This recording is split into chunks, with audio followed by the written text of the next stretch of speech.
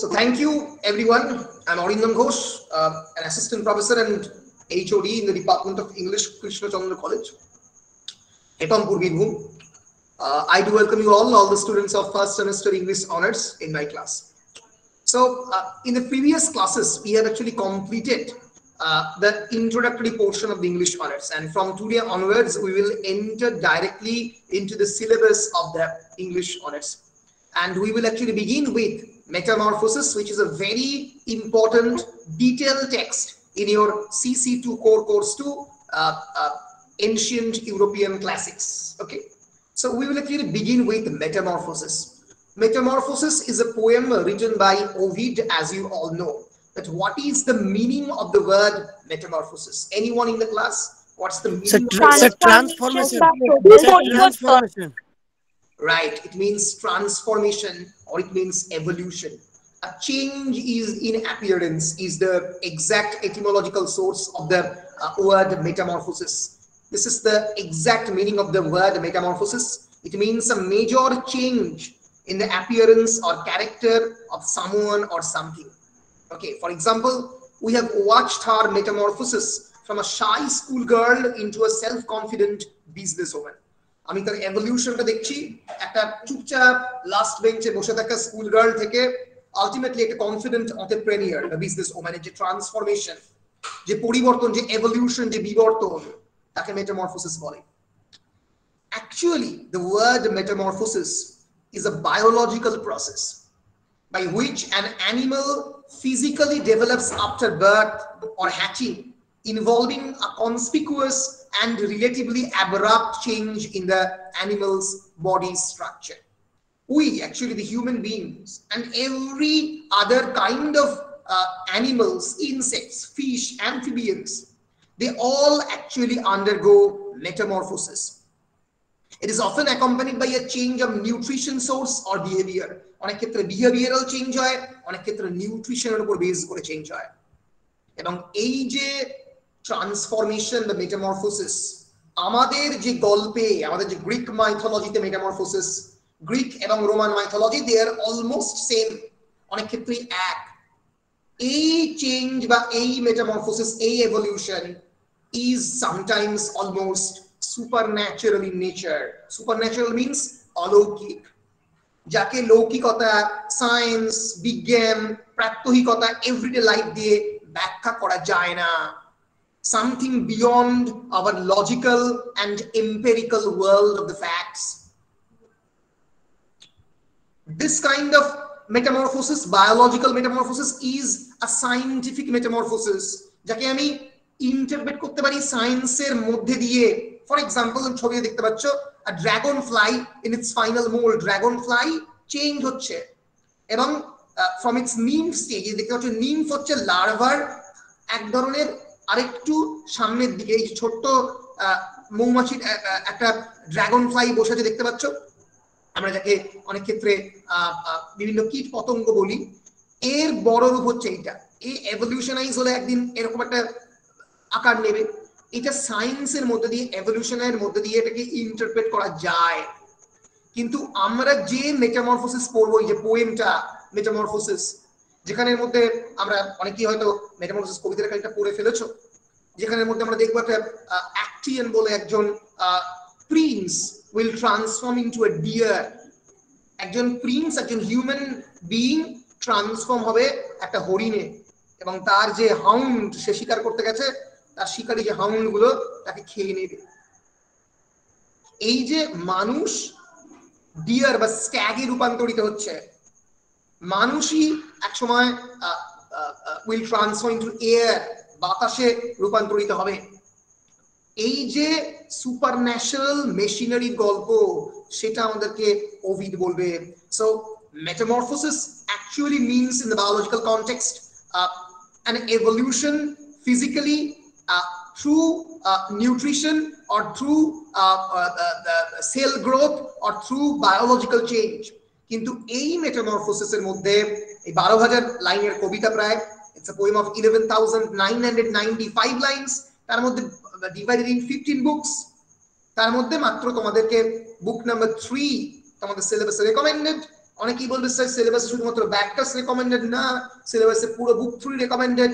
ব্যাকটাসের অংশটা কেবলমাত্র ডিটেইল টেক্সটের জন্য 10 নম্বরের প্রশ্নের জন্য বেশিরভাগ ক্ষেত্রে আসে, কিন্তু 5 নম্বর 2 নম্বরের যে কোনো প্রশ্নই আমরা দেখতে পাবো যে এন্টায়ার বুক 3 থেকে আসে।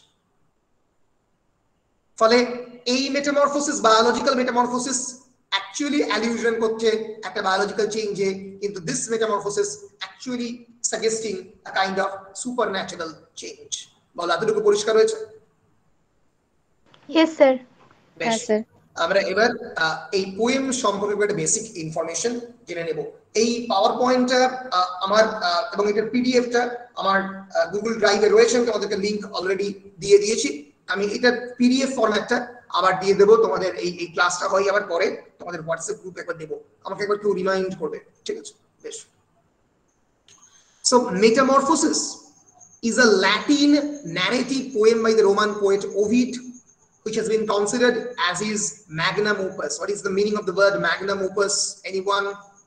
Magnum opus. সবচেয়ে বড় লেখাকে, মানে কোন লেখকের সবচেয়ে বড় লেখাকে ম্যাগনাম ওপাস বলে। রাইট, কোন লেখকের বেস্ট লেখাকে, শ্রেষ্ঠ লেখাকে ম্যাগনাম ওপাস বলে। In English it is known as masterpiece. Masterpiece, the best one. It is comprising of 11,995 lines divided in 15 books. বুঝতে পারছো, প্রায় 15টা বইয়ে divided. It actually recounts the entire story of the Greek mythology in, of course, Roman form, and it contains more than 250 myths. 250টার বেশি মিথের গল্প এই স্টোরির মধ্যে আছে। The poem actually basically chronicles the history of the world from its creation to the deification of the Julius Caesar. This poem has actually been written around, কত সালে লেখা হচ্ছে কেউ বলতে পারবে? Around 8 AD, after the death of the Christ. 8 AD তে লেখা হচ্ছে, মাত্র 8 খ্রিস্টাব্দে লেখা হচ্ছে এই পোয়েমটা। আমরা জানি তার আগে জুলিয়াস সিজার রোমের সিংহাসনে ছিলেন। একেবারেই হিস্ট্রি অফ দ্য ওয়ার্ল্ড, গোটা পৃথিবীর ইতিহাস ইন ক্রনিকল ফর্ম, একদম creation of the world which is unknown to us, to the human beings. আমরা জানি আমরা হিউম্যান বিং এই পৃথিবীতে, মডার্ন হিউম্যান বিং এর বয়স কত? এনিওয়ান? আমরা এই পৃথিবীতে কত হাজার বছর ধরে মোটামুটি হয়েছি? Any idea? Any idea? Around 50,000 years, 50,000 বছর আমরা রয়েছি। এই পৃথিবীর বয়স 500 কোটি বছর, 500 crore years। আমরা মাত্র 50,000 বছর, মানে আমি বলছি হোমো স্যাপিয়েন্স, স্যাপিয়েন্স এর কথা। এর আগে হোমো ইরেক্টাস আছে। ইরেক্টাস মানে যে প্রথমবার ইরেক্ট করতে শিখলো, শিরদাঁড়া সোজা করে বাঁচতে শিখলো। তার আগে হোমো হ্যাবিলিস, হ্যাবিলিস মানে তারপরে আছে যে প্রথমবার হ্যাবিট্যাট বা বাড়ি তৈরি করতে শিখলো, Homo habilis. Homo erectus, Homo habilis, সেখান থেকে Homo sapiens, sapiens. Anyone knows what's the meaning of the word homo sapiens? What is the meaning of the word homo sapiens in Latin?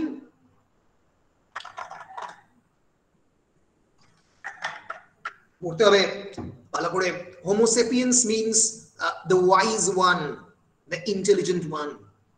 এই modern human being এর জন্ম 50,000 বছর। আমরা human বিংরা civilisation তৈরি করেছি 10,000 বছর, মাত্র 10,000 ইয়ার্স। আমাদের যে সমস্ত ancient greatest civilization, Harappa civilization 5000 BC, মানে 7,000 7,500 বছর বয়স। Sumerian civilization, for example Egyptian civilization, মিশরীয় সভ্যতা। বলো স্যার। আগের দিন আমাদের ইএনভিএস ওই ক্লাসটাতে একটা কোশ্চেন ছিল যে মানুষ কত বছর আগে এসেছিল, তো স্যার অ্যান্সার লেখালো 15 থেকে 20 লক্ষ বছর আগে। এটা কে কোন অ্যান্সার লেখালো? কোন স্যার? Sir principal. হ্যাঁ, এক সেকেন্ড।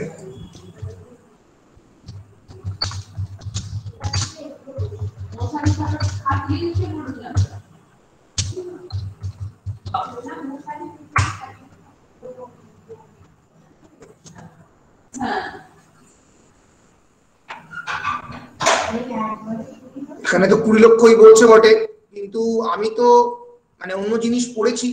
আমি তো একদম মানে অরিজিনাল বায়োলজির বই থেকে পড়েছি। ও এটা হোমিনিডস এ হচ্ছে। আমি কিন্তু হোমিনিডস ধরছি না, হোমিনিড হচ্ছে এই হোমো হ্যাবিলিস, হোমো ইরেক্টাস এগুলোকে ধরে, আমি এগুলোকে বাদ দিচ্ছি। আমি মডার্ন হিউম্যান বিইং বলতে কেবলমাত্র হোমো সেপিয়েন্স এর কথাই বলছি। The birth of the Homo sapiens ধরতে হবে, আমি হোমো সেপিয়েন্স ধরছি, হোমো স্যাপিয়েন্স। হোমো সেপিয়েন্সও বলছে 3 লক্ষ, একক দশক শতক হাজার অযুত লক্ষ। বাবা, আমি এটা তো অবাকই হচ্ছি, কারণ আমি এটা কিন্তু বেসিক্যালি পড়িনি, কারণ আমি মানে যে বই থেকে পড়েছি সে বইতে নিয়ার অ্যাবাউট 50,000 ইয়ার্স লেখা আছে। এটা আমি আমি এবার চেক করতে হবে। সেপিয়েন্সটা 50,000ই হবে, কারণ বায়োলজি বইয়ে ওটাই পড়েছি। আমি বায়োলজি বই থেকেই পড়েছি, আমি বায়োলজি বই থেকে কিন্তু হোমো সেপিয়েন্স অ্যারাউন্ড 50,000 ইয়ার্সই পড়েছি। মানে আমি এই বইটা থেকে পড়েছি, আমি পরিষ্কারই বলছি আমি কোন বইটা থেকে পড়েছি, সেপিয়েন্স বলে একটা বিখ্যাত বই, অ্যানথ্রোপোলজির অত্যন্ত বিখ্যাত বই, SAPIENS, এই যে brief history of the humankind, Yuval Noah Harari. আমি এই বই থেকে পড়েছি এবং এই বইতে 50,000 ইয়ার্সই বলা আছে। এখানে বিভিন্ন ভাবে অন্য একটা ইনফরমেশন দিচ্ছে, এই যে brief history of the humankind by Yuval Noah Harari, এখানে পুরো হিউম্যান কাইন্ডের এভলিউশনটা পুরো একদম মানে একদম প্রথম থেকে শেষ অবধি বলা আছে। He is a famous biologist and historian. তো এইটা হয়তো মানে অন্য বিভিন্ন জায়গাতে বিভিন্ন ভাবে লেখা আছে, কিন্তু নিয়ার অ্যাবাউট যে মানে মানে হোমো সেপিয়েন্স বেসিক্যালি মাইগ্রেট করছে আফ্রিকাতে অ্যারাউন্ড ওই 35,000 65,000 ইয়ার্স, কিন্তু এমনি মডার্ন হিউম্যান বিইং কে 50,000 ইয়ার্স আগে ধরা হয় জেনারেলি।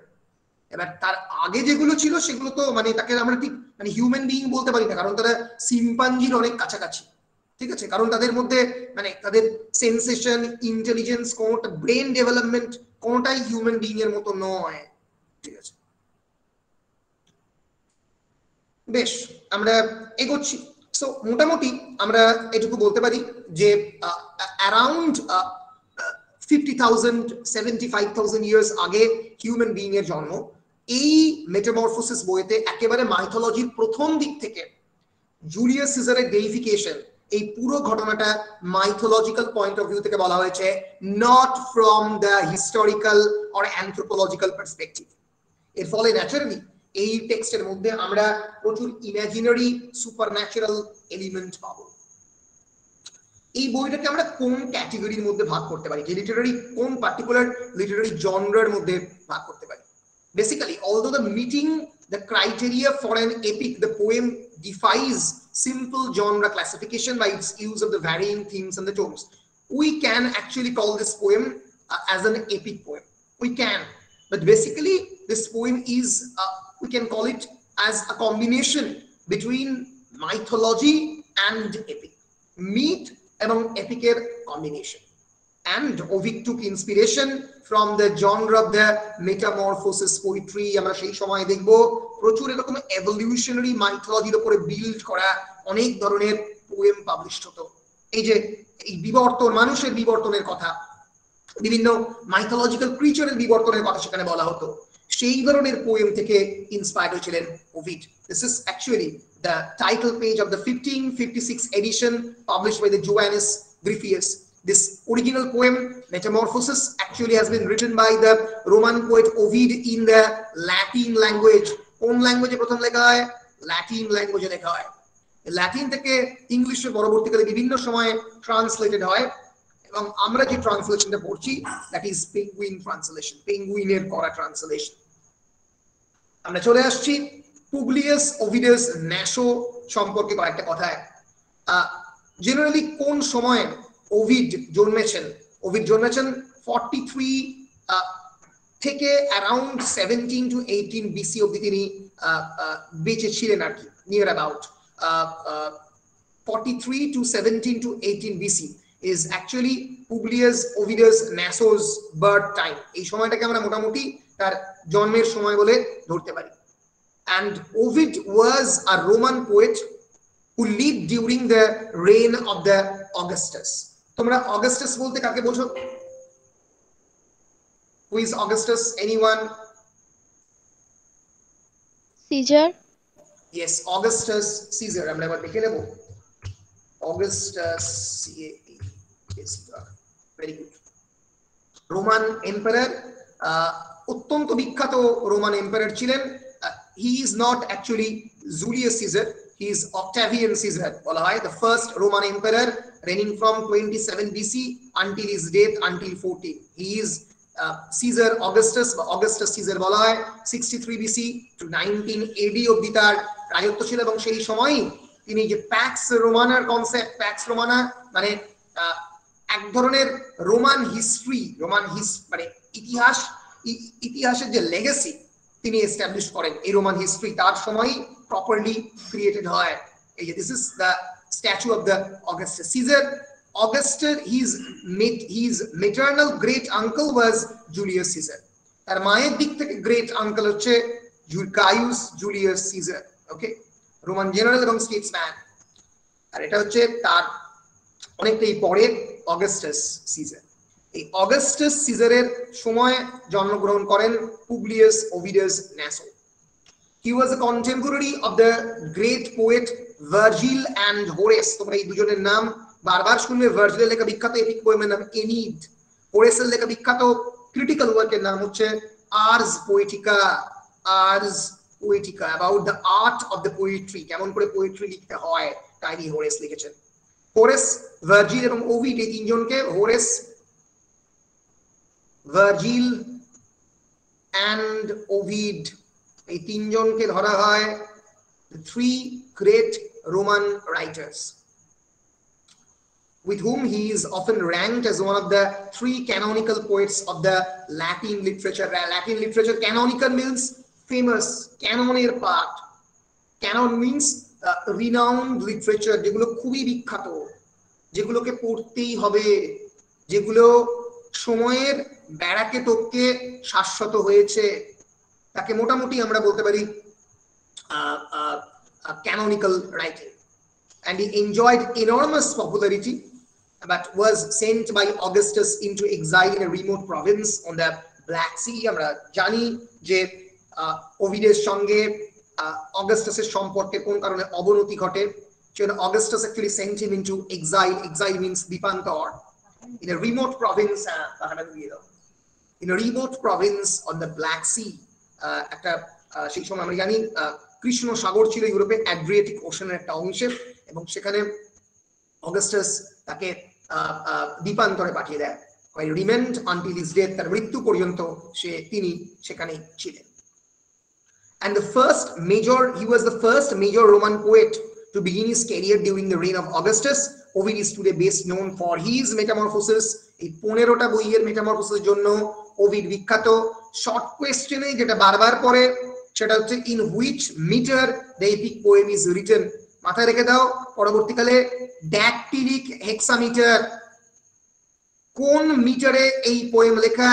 ড্যাকটিলিক হেক্সামিটার, মনে থাকবে, ড্যাকটিলিক হেক্সামিটার।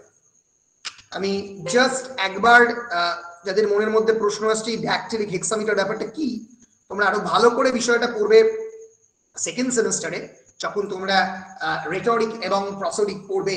তার আগে আমি তোমাদেরকে মিটারের কনসেপ্টটা অল্প বলেছিলাম। What is metre? একটা কবিতা কেমন করে পড়া হয় তার উপর বেস করে এই রাইম বা মিটার বেসিক্যালি ক্রিয়েট করা হয়। মানে কিভাবে এই আমি একটা পোয়েমকে পড়বো তার উপরে ডিপেন্ড করে, ঠিক আছে? ধরা যাক এই যে এই একটা verse, so long as men can breathe, there is Shakespeare বিখ্যাত সনেট থেকে sonnet number 18, so long as men can breathe or eyes can see, so long lives this and this gives life to thee। এই যে আমি so long, আমি long এ দেখবে pronounce করছি, lives this, this এ আমি আরো বেশি করে জোর দিচ্ছি, and this gives life to thee। একটা কবিতা কেমন করে পড়বো, কেমন করে তার উচ্চারণ হবে তার উপরে ডিপেন্ড করছে মিটার। মানে বেসিক্যালি বলা উচিত হচ্ছে মানে ডিপেন্ড করছে তার যে স্টাইলটা, এবং এই এক একটা যে পার্টিকুলার লাইন এগুলোকে ফুট বলা হয়, FOOT, ফুট। এবার ধরা যাক আয়াম্বিক কখন হবে? আয়াম্বিক কখন হবে? যখন কোনো একটা সিলেবল আনস্ট্রেসড আর একটা সিলেবল স্ট্রেসড। এই যে সো লং স্ট্রেস, এটা আয়াম্বিক পেন্টামিটারে লেখা হচ্ছে, এটাকে ব্ল্যাঙ্ক ভার্স বলা হয়। এরকম ভাবেই যখন আর এই হেক্সামিটার মানে হেক্সা মানে যখন 8টা সিলেবল থাকবে, এরকম পেন্টা মানে 5টা থাকবে। এই ড্যাকটিলিক হেক্সামিটার মানে ড্যাকটিলিক মানে স্ট্রেস, আনস্ট্রেসড, আবার আনস্ট্রেসড। যখন এরকম আমার পড়ার মধ্যে প্রথমে এমফ্যাসিস পড়বে, স্ট্রেসড হবে, তারপরে আনস্ট্রেস, প্রোনাউন্সিয়েশন পড়বে না, তারপরে আবার স্ট্রেসড হবে, এবং এটা চলবে প্রায় 8টা ফিট জুড়ে, তখন থেকে আমরা ড্যাকটিলিক হেক্সামিটার বলবো। ঠিক আছে, এরকম অনেক ধরনের নাম আছে, আয়াম্বিক, ট্রোকেইক, স্পন্ডিক, অ্যানাপেস্টিক, ড্যাকটিলিক, অ্যামফিব্র্যাকটিক এবং পাইরিক, এই ধরনের বিভিন্ন ধরনের নাম রয়েছে, সেগুলো তোমরা সেকেন্ড সেমেস্টারে ভালো করে পড়বে। আপাতত জেনে রেখে দাও, এই ক্লাসিফিকেশন অফ দ্য মিটার হয় একটা, যখন আমি লিখছি কবিতা, তার রাইমিং প্যাটার্ন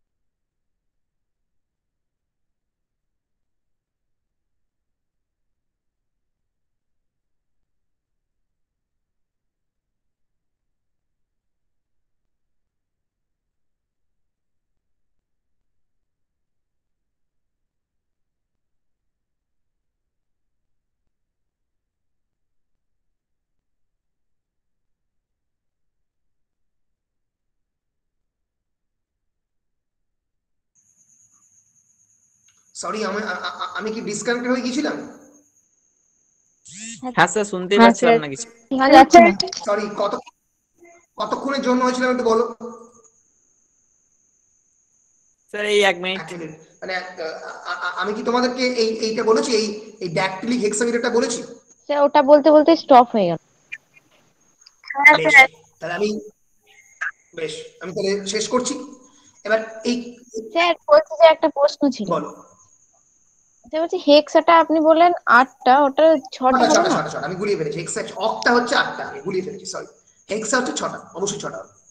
তো যাই হোক, আমি যেটা বলছিলাম সেটা হচ্ছে এই যে ধরা যাক একটা, এই যে একটা বিখ্যাত লাইন, একটা কবিতার লাইন, এটা শেক্সপিয়ারের বিখ্যাত লাইন, নেওয়া হয়েছে সনেট নাম্বার 18 থেকে। So long as men can breathe or eyes can see, so long lives this and this gives life to thee. ততদিন এটা বেঁচে থাকবে এই কবিতাটা, ততদিন so long as men can breathe, যতদিন পর্যন্ত মানুষ নিঃশ্বাস নিতে পারবে, or eyes can see, চোখ দেখতে পারবে, so long lives this and this gives life to thee, তোমাকে জীবন দেবে। তোমাকে বলতে কবি তার বন্ধুকে বোঝাচ্ছে, WH কে অ্যাড্রেস করে বলছেন যে this will give eternity to you। এই কবিতাটা আমি কেমন করে পড়বো, খুব ভালো করে দেখলে বুঝতে পারবে। সো লং, লং এ আমি বেশি উচ্চারণ করছি, বেশি এমফাসিস দিচ্ছি। as men can breathe or eyes can see, এর ফলে এইটা হচ্ছে আনস্ট্রেসড, এইটা হচ্ছে স্ট্রেসড। স্ট্রেস মানে এখানে বেশি জোর পড়ছে। এই যে আমি যেখানে জোর দিচ্ছি আর এখানে জোর দিচ্ছি না, এখানে জোর দিচ্ছি, এই পুরো বিষয়টা প্রথমে আনস্ট্রেস তারপরে স্ট্রেসড, তাকে বলা হচ্ছে আয়াম্বিক। ঠিক আছে, এই পার্টিকুলার ফুডটাকে বলা আয়াম, সেখান থেকে স্টাইলটা হচ্ছে আয়াম্বিক। এবার এটা যদি প্রায় 5টা জিনিস ধরে চলে, এটা আয়াম্বিক পেন্টামিটারে লেখা, তাহলে 5টা ফুটে যদি এটাকে ভাগ করা হয়, তাহলে আয়াম্বিক পেন্টামিটার আমরা বলবো। So long as men can see, men can breathe or eyes can see, so long lives this and this gives life to thee, এটা আয়াম্বিক পেন্টামিটারে লেখা হবে। একই রকম ভাবে আমি যদি এখানে বলি ড্যাকটিলিক হেক্সামিটার, হেক্সা মানে হচ্ছে 6, যেটা রাইটলি পয়েন্ট আউট করলাম, ঘুরিয়ে ফেলেছিলাম। সো সেক্ষেত্রে ড্যাকটিলিক মানে কি, স্ট্রেসড, আনস্ট্রেসড, আনস্ট্রেসড, মানে প্রথমটাতে প্রোনাউন্সিয়েশন পড়বে, তারপরে দুটো আনস্ট্রেসড, দুটোতে কোনো জোর পড়বে না, তখন তাকে বলা হচ্ছে স্ট্রেসড, তাকে বলা হচ্ছে ড্যাকটিলিক। এবং এটা যদি 6টা এরকম ফুট ধরে কন্টিনিউ করে, তখন তাহলে বলা হবে হেক্সামিটার। এটা হচ্ছে একটা মিটার হলে তাকে মনোমিটার বলা হয়, দুটো হলে তাকে ডাইমিটার বলা হয়, 3টে হলে ট্রাইমিটার বা টেট্রামিটার, ট্রাইমিটার বলা হয়, 4টে হলে টেট্রামিটার, 5টা হলে পেন্টামিটার, 6টা হলে হেক্সামিটার, 7টা হলে হেপ্টামিটার, 8টা হলে অক্টামিটার। 8টার বেশি জেনারেলি ধরা হয় না। এর ফলে যদি অ্যানাপেস্টিক আমি ইউজ করি, এরকম অনেকগুলো স্টাইল হয়, আয়াম্বিক, ট্রোকেইক, স্পন্ডেইক, অ্যানাপেস্টিক, ড্যাকটিলিক, অ্যামফিব্র্যাকিক এবং পাইরিক। এবার ধরা যাক আমি ট্রকে ইউজ করছি, ট্রকে হচ্ছে স্ট্রেসড আর আনস্ট্রেসড, একেবারে আয়াম্বিকের উল্টোটা, আর তার সঙ্গে সঙ্গে আমি এরকম এটার বদলে 7টা মিটার ইউজ করছি, তাহলে হবে ট্রকেইক হেপ্টামিটার, ট্রকেইক হেপ্টামিটার, 7টা হলে হেপ্টা। আবার এই ক্ষেত্রে হচ্ছে কি ড্যাকটিলিক হেক্সামিটার, 8টা ফুট ইউজ করা হচ্ছে, এবং এই স্ট্রেসড, আনস্ট্রেসড এবং আনস্ট্রেসড এইভাবে যখন আমি উচ্চারণ করছি তখন হবে ড্যাকটিলিক, ড্যাকটিলিক ড্যাকটিলিক হেক্সামিটার, সরি 6টা ড্যাকটিলিক হেক্সামিটার। তো এইভাবে আমাদের বলতে পারি আমরা this is the classification of the metre. মিটারকে আমরা কেমন করে ক্লাসিফাই করব, এইভাবে ক্লাসিফাই করা হয়। এবং যেহেতু epic poem at the time of the Ovid পড়া হতো, মানে it is actually a part of the performing art. নাটক যেরকম অভিনয় করা হয়, ওভিডের সময় ওভিড নিজে এপিক পোয়েম লিখেছেন মেটামরফোসিস, সেটা তিনি দর্শকের সামনে দাঁড়িয়ে পড়ছেন। He is actually narrating the entire poem, the entire myth. এবার এই যে পড়ার বিষয়টা, তিনি যে উচ্চারণ পড়ছেন, এটা তিনি কিভাবে পড়ছেন, এই ড্যাকটিলিক হেক্সামিটারের যে রেগুলেশন, সেই রেগুলেশনকে ফলো করে পড়ছেন। এইভাবে আমরা বলতে পারি একটা পোয়েমের মধ্যে রাইমিং স্কিম এইভাবে ঠিক করা হয়, এবং this is actually the basic rhyming scheme. এইভাবে মিটার, কাকে পোয়েট্রি মিটার বলে, এইভাবে ডিটারমাইন হয়। বলো পরিষ্কার কিনা মোটামুটি? Yes sir. এই মিটার সম্পর্কে আরো বেশি করে তোমরা জানবে যখন তোমরা সেকেন্ড সেমিস্টারে এই রেটরিক এবং প্রসোডি পড়বে। ফলে this particular mythological narrative poem has been written in the metre of the epic poem. Dactylic hexameter has been known as the meter of the epic poem. Generally অনেক মহাকাব্যই এই ড্যাকটিলিক হেক্সামিটারে লেখা হতো। 2 নম্বরের প্রশ্ন পড়ে এক্স্যাক্টলি লিখে দেবে। এবং ওভিড অনেক এলিজাইক পোয়েট্রিও লিখেছেন। এলিজাইক means a poem of sadness, poem for death, কারণ মৃত্যুর উপরে যদি লেখা থাকে এলিজাইক পোয়েম বলা হয়। যেমন আর্স অ্যামাটোরিয়া বা the art of the love and Fasti, এই দুটো পোয়েম ওভিডের লেখা। So this is Publius Ovidus Naso from 43 to 17 BC. আশা করছি সবার কাছে পরিষ্কার হয়েছে। এরপরে আমরা এই জনরার মধ্যে ঢুকছি, যে জনরা নিয়ে আমরা পড়ব। First question is myth. What is myth? Anyone in the class, এই ক্লাসের মধ্যে কেউ বলতে পারবে যে মিথ কাকে বলে? মিথের বাংলা এক্স্যাক্টলি কি? পৌরাণিক কাহিনী। পৌরাণিক কাহিনী। পৌরাণিক কাহিনী আমরা কাকে বলবো? মানে এক্স্যাক্টলি দ্য ডেফিনেশন কি হবে? প্রাচীন যুগের যে সকল কাহিনীগুলো, সেগুলোকে। প্রাচীন যুগের যে সকল কাহিনী। তাহলে মিথে কি কোনো হিস্টোরিক্যাল এভিডেন্স থাকে, কি ঐতিহাসিক কোনো প্রামাণ্য তথ্য, কোনো এমপিরিক্যাল ফ্যাক্ট বা ইনফরমেশন দিয়ে থাকে না স্যার? রাইট, থাকে না বলছেন। তার মানেটা যদি আমরা একটা ছোট্ট মতো ডায়াগ্রাম আঁকার চেষ্টা করি, তাহলে আমরা বুঝতে পারবো যে this is our world of the present, about our world of the present, যেখানে আমরা রয়েছি। for example, this is 2021. this is I particularly resides in Hugli. আমি হুগলিতে রয়েছি, তোমরা হেতমপুরে রয়েছো। প্রায় দুটোর মধ্যে দূরত্ব নিয়ার অ্যাবাউট 170 কিলোমিটার। এই প্রেজেন্ট এবং যে জিনিসটা চলছে, যে জিনিসটা এই প্রেজেন্টের আগে রয়েছে, তাকে আমরা বলতে পারি পাস্ট। পাস্ট মানে history. It is part of the historical fact. এই হিস্ট্রির মধ্যে কি কি পড়ছে, যেগুলোকে আমরা প্রামাণ্য তথ্যের ভিত্তিতে আর্কিওলজির মধ্যে দিয়ে, আর্কিওলজি মানে প্রত্নতত্ত্ব, কোন একটা জায়গা এক্সক্যাভেট করতে গিয়ে, আর্কিওলজি এক্সক্যাভেট করে আমরা যেমন সম্রাট অশোককে বলতে পারি পার্ট অফ দ্য হিস্ট্রি, আমরা গৌতম বুদ্ধকে বলতে পারি part of the history, because we can actually find some of the basic historical information about Gautam Buddha আর অশোক, যতটাই মানে পুরনো হোক না কেন। এই হিস্ট্রির আগে যে পার্টিকুলার অ্যারিনা থাকে তাকে বলা হয় প্রি হিস্ট্রি যদি তোমরা ডাব্লিউবিসিএস এর জন্য প্রিপারেশন নাও বা ইউপিএসসি এর জন্য প্রিপারেশন নাও, তাহলে পুনম দালাল দাহিয়ার একটা বিখ্যাত বই আছে, সেটা তোমাদেরকে পড়তে হবে, about the ancient Indian history, খুবই বিখ্যাত বই। প্রি হিস্ট্রির মধ্যে কি রয়েছে? For example Harappan civilization, Harappan civilization পুরোটাই প্রাগৈতিহাসিক তথ্যের মধ্যে রয়েছে, প্রাগৈতিহাসিক, ইতিহাসের আগে। অনেকেই হরপ্পা সভ্যতা এমন সময় শুরু হচ্ছে ইতিহাসের অনেকটাই আগে, এবং সেগুলো এই হিস্ট্রির যে বিভিন্ন টুল, আর্কিওলজি, এক্সক্যাভেশন, এগুলো থ্রু দিয়ে এটাকে জাজ করা হচ্ছে। সম্রাট অশোককে আমরা কিভাবে জানছি?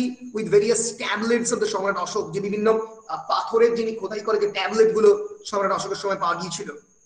Dinosaur of course belongs, Jurassic Age of course belongs to the prehistory. এই প্রিহিস্টোরিক্যাল ইতিহাসের মধ্যে ডাইনোসরও বিলং করছে। কারণটা কি? কারণ ডাইনোসরের যে দেহের বিভিন্ন হাড়, তার অংশ, তার যে পুরো স্ট্রাকচারটা, সেটাও আমরা বিভিন্ন জায়গা থেকে এই এক্সক্যাভেট করে বার করছি।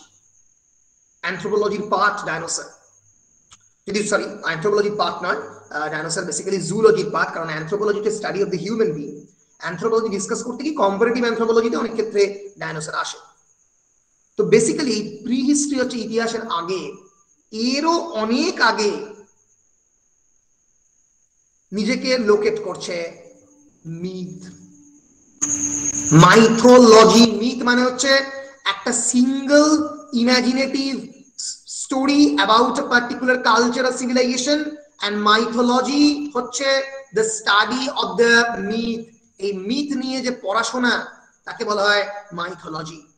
So myth হচ্ছে a single event and mythology is the study or the discipline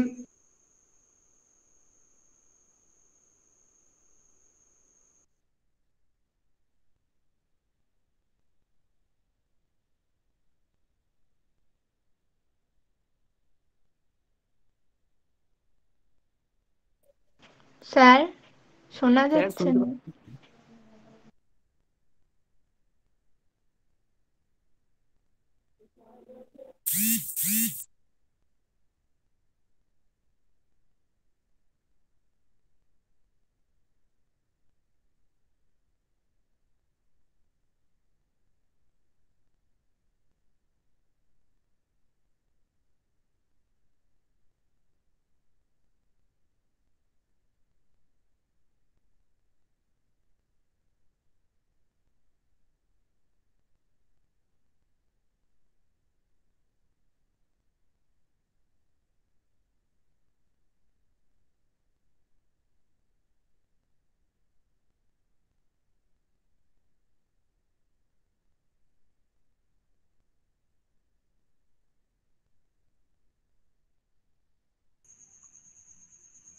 আবার ডিসকানেক্ট হয়ে গিয়েছিল, সরি।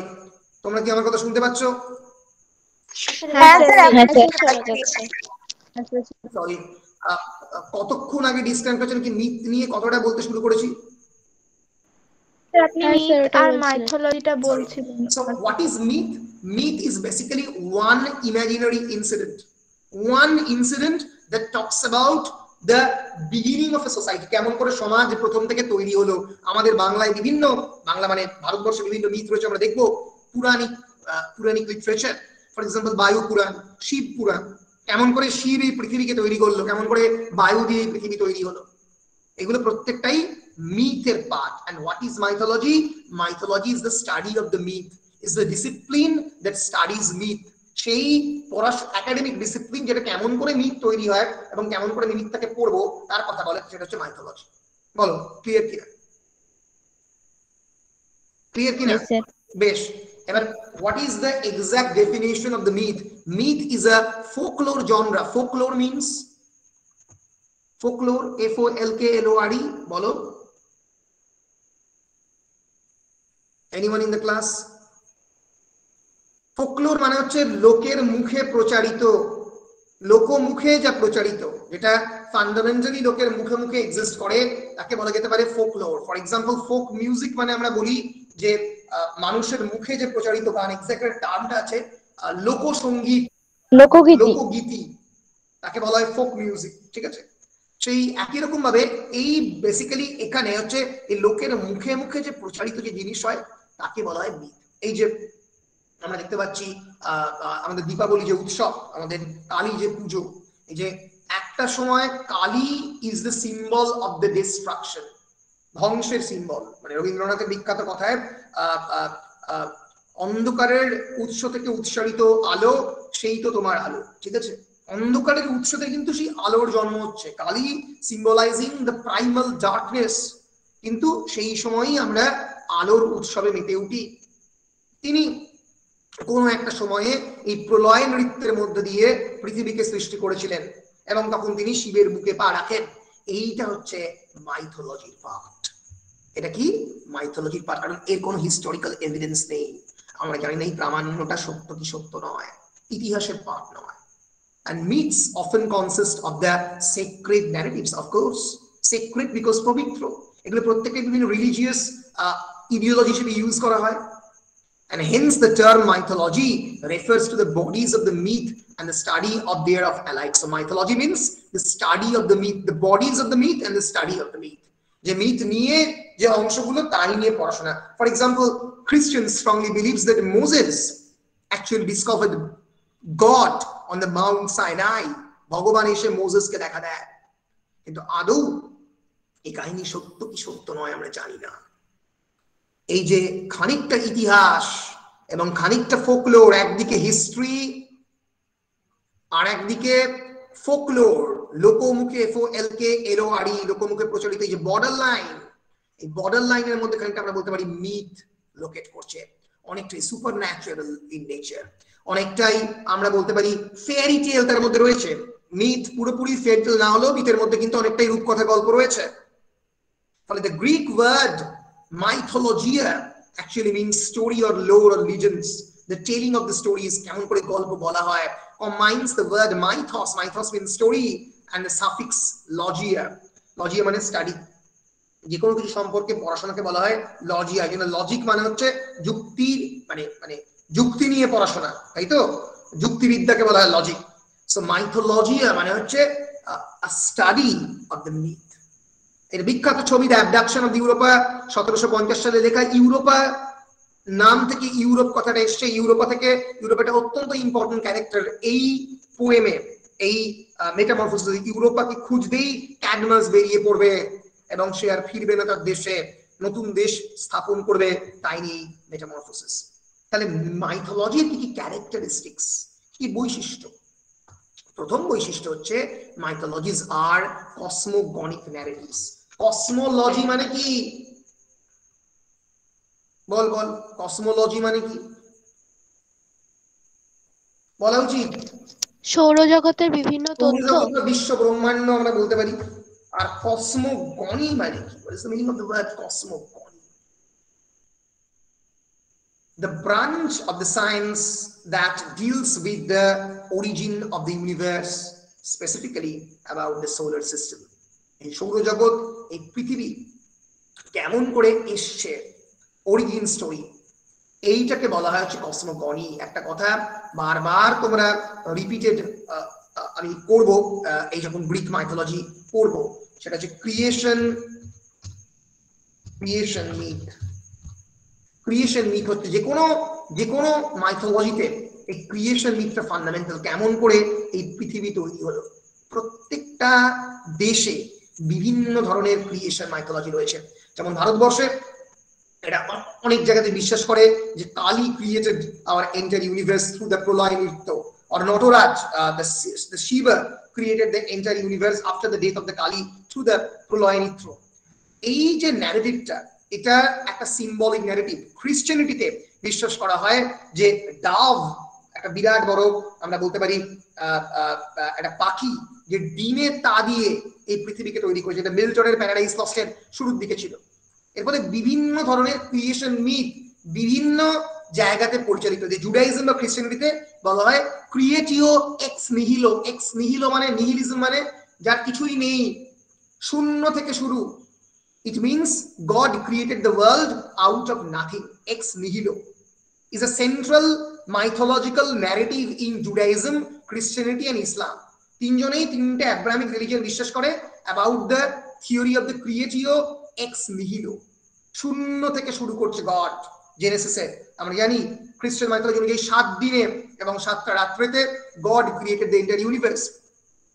আবার অনেক mythology believes in the chaos, যে শুরুর দিকে গোটা পৃথিবী কমপ্লিটলি ইন ডিসঅর্ডার ছিল এবং আস্তে আস্তে সেটাকে অর্ডারে ক্রিয়েট করা হয়।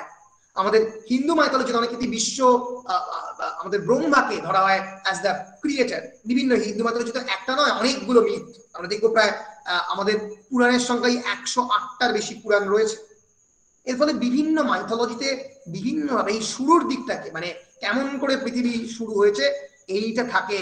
ফলে মাইথোলজির একটা চিফ ক্যারেক্টারিস্টিক্স হচ্ছে it is essentially cosmogonic in nature, that is connected with the foundation or the origin of the universe, how the universe begins, though often specifically in terms of a particular culture and religion.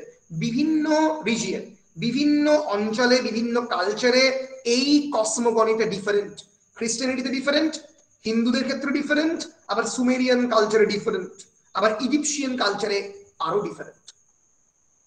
এর ফলে এই মাইথোলজিতে basically আমরা দেখতে পাই যে the setting is typically primordial. Primordial মানে একেবারে আদিম, তাকে প্রাইমোর্ডিয়াল বলা হয়, PRIMORDIAL, and the characters are often proto-human, পুরোপুরি মানুষ নয়।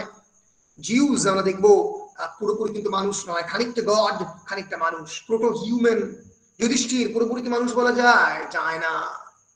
or deific, deific মানে as the quality of the deity, DITY, ঈশ্বরের কোয়ালিটি রয়েছে। এর ফলে myths are often have been cosmogonic overtones even when not fully cosmogonic। এর ফলে যে কোনো মাইথোলজির মধ্যে এই কসমোগনিক কোয়ালিটি থাকে এবং অন্যান্য বিভিন্ন cultural important element like food, medicine, ceremonies, rituals সেগুলো মিথের মধ্যে ঢুকে থাকে। একটা কালচারের এই যে তোমরা মহাভারত পড়তে গিয়ে পড়বে যে হনুমান একটা গোটা মাউন্টেনকে তুলে নিয়ে চলে আসবে। বলো বিখ্যাত ওই মেডিসিনটার নাম, আরে আমি মনে পড়ছে না, যে গোটা একটা গোটা পাহাড়কে তুলে নিয়ে আসবে।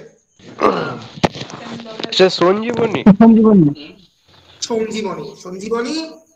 তার আরো একটা এক্সাক্ট নাম ছিল মামুনি। হনুমান কি আনবে তুলে? হনুমান ওই মাউন্টেনটাকে যে তুলে আনবে সেই বড় পাহাড়টাকে, ওটা কিসের জন্য? নামটা কি বলে? বিশল্যকরণী পাতা। বিশল্যকরণ। এই বিশল্যকরণী হচ্ছে almost as an elixir, ELXIR, elixir মানে অমৃত, যেটা খেলে মানুষ ভালো হবেই। এই যে অমৃত ধারণা, অমৃত ইজ নাথিং বাট মেডিসিন। বিশল্যকরণী কি মেডিসিন, তাই তো? এই মেডিসিন, কালচার, ফুড এগুলো প্রত্যেকটা আমরা এই মাইথোলজিক্যাল অরিজিনে দেখতে পাই। মহাভারত একটা এক্সটেনশন অফ দ্য মিথ, যদিও এপিক পোয়েম, তার মধ্যে প্রচুর মাইথোলজিক্যাল এলিমেন্ট রয়েছে। বলো কসমোগনি কনসেপশনটা ক্লিয়ার হলো? ক্লিয়ার হলো কিনা? হ্যাঁ স্যার। বেশ, এরপরে আমি আসছি second feature of the myth. The mythological narratives are of a sacred nature, naturally sacred, প্রত্যেকটাই অত্যন্ত পবিত্র, কারণ এইগুলো প্রত্যেকটাই অ্যাসোসিয়েটেড উইথ রিলিজিয়ন। প্রত্যেকটা আমাদের বিশেষ করে in Hindu culture the Puranic literature is associated with religion. Same is in the case of the Christian or in the Islamic culture. অনেকটাই সত্যি, দেখাবো কেন, দেখাবার চেষ্টা করবো।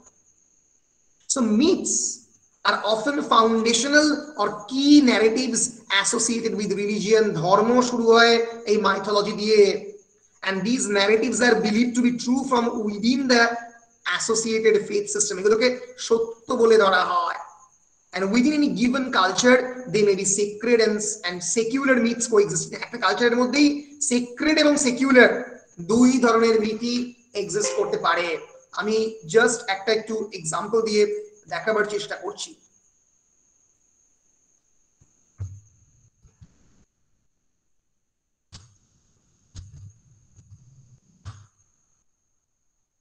পুরাণাস বা পুরাণিক লিটারেচার যাকে বলা হয়, Puranas is a vast genre in the Sanskrit literature with wide ranges of topics.